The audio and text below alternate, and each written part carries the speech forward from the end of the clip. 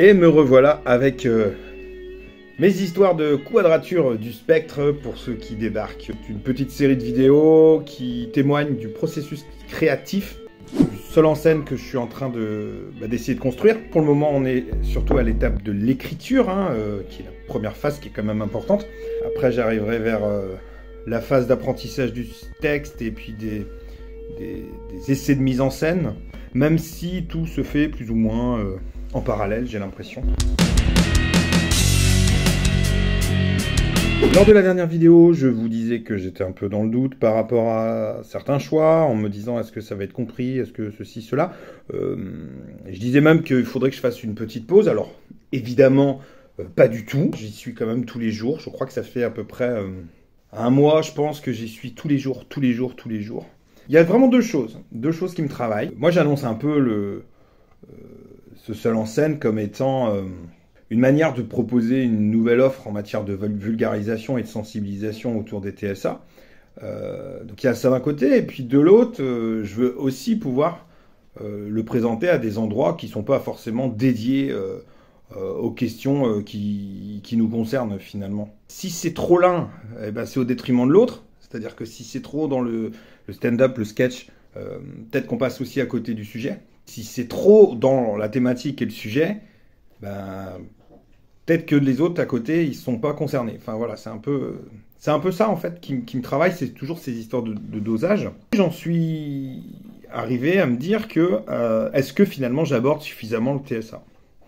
C'est-à-dire qu'au-delà des anecdotes, au-delà de ce que j'essaie de raconter, est-ce qu'il ne faut pas que je précise aussi dans quelle mesure c'est à raccrocher au TSA, c'est-à-dire faire un peu le boulot de mise en lien en fait de ce que je raconte par rapport au sujet, en essayant de revoir un peu les transitions, en essayant de apporter des précisions. Par exemple, il y a un passage où je pète un câble dans un supermarché, en gros c'est ça l'idée.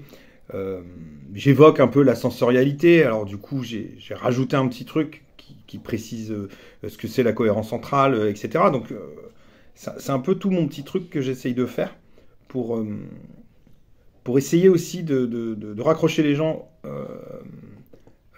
à la thématique TSA. Si bien que je m'étais dit même à un moment, il faudrait absolument, limite que j'ai un écran, et qu'en fait, à chaque fois que j'aborde des thématiques, en fait, il y a une diapo à l'écran qui permet de comprendre aussi à quoi on se raccroche en fait. Comme si j'intervenais pour parler du TSA, mais de cette manière-là, en fait, et puis que chaque chapitre. Mais le problème, d'une, c'est que faudrait encore que ça suive un ordre logique et cohérent, or ce n'est pas le cas. Et puis c'est surtout que ça m'encombrait. Parce que, en fait, j'aimerais bien être sur quelque chose d'assez minimaliste. Pas un truc qui rajoute de la charge et de l'encombrement, en fait, parce que mon précédent spectacle, j'avais un peu de matériel, il y avait des infos très spécifiques en matière de son, en matière de lumière. J'avais un régisseur aussi, et qu'il fallait qu'il soit présent à chaque fois avec moi, et quand il ne pouvait pas, il fallait que j'en trouve un. Enfin, j'étais souvent très dépendant.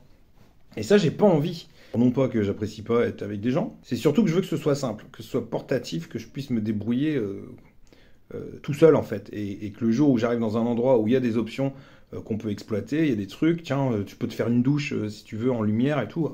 Ouais, carrément, moi vas-y en fait, profite et on se lâche. Mais qu'il y ait une base en fait qui soit hyper minimaliste et simple. Ce qui d'un côté peut me frustrer parce que je trouve qu'il y aurait carrément moyen, enfin sur un spectacle dédié au TSA, à rajouter de la sensorialité, à rajouter des trucs, que ce soit une expérience aussi immersive, mais j'en ai pas les moyens et puis pas forcément l'ambition parce que je veux vraiment que ce soit quelque chose qui puisse être aussi, pourquoi pas, proposé dans un comedy club en fait, aussi.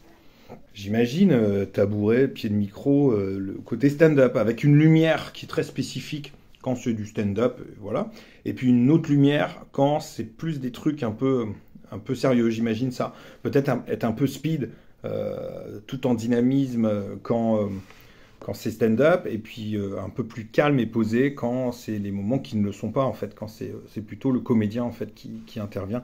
Si ça peut être vraiment un outil pour le coup pédagogique, enfin quelque chose qui peut tout à fait s'inscrire dans le cadre je sais pas, venir auprès d'étudiants, auprès de formations qui sont proposées peut-être par les CRA ou les choses comme ça, que ça puisse vraiment être un truc. Et puis aussi une soirée